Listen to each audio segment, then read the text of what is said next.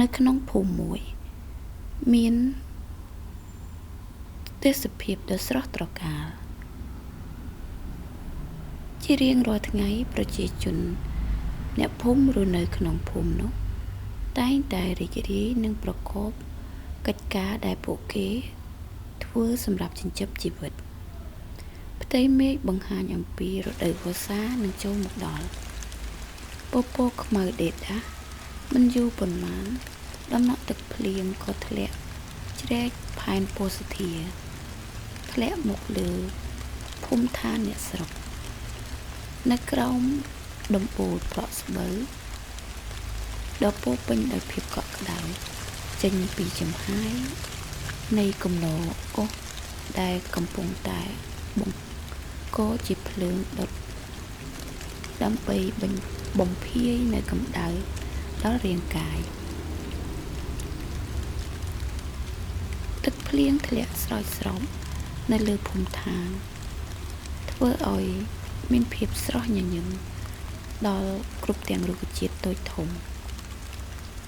ភ្លើងផ្លុងចេញពីផ្ទះខ្ទមដែលប្រក់ស្លឹកត្នោតនៅតាមដងអូរភ្លៀងធ្លាក់មិនឈប់បង្ហាញអំពីអារម្មណ៍ដ៏មនោសញ្ចេតនាភាពសុខសាន្តនិងភាពរីករាយ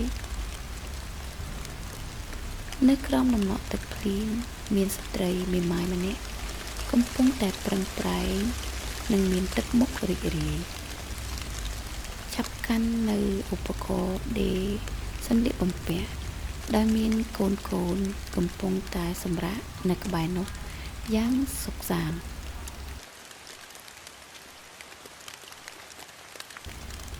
ដោយមានឡបំភាយកម្ដៅសម្រាប់ស្អំដល់ភាពត្រជាក់ស្រេបនៃអាកាសធាតុពេញទាំងក្នុងបន្ទប់ស្នាមញញឹមនិង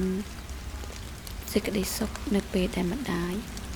សម្លឹងមើលទៅមុខរបស់កូនដែលកំពុងតែដេកយ៉ាងលង់លក់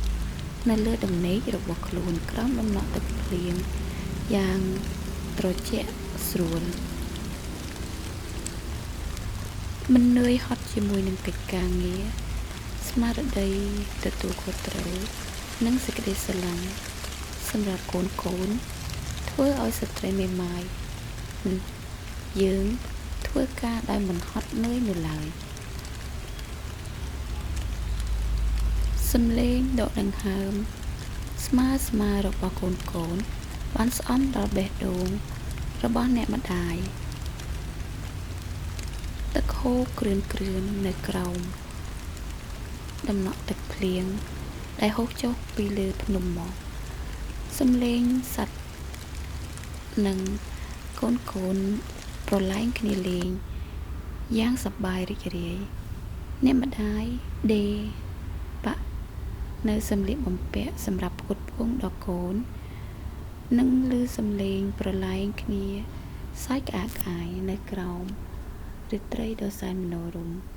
នារដូវវស្សាជារៀងរាល់ថ្ងៃ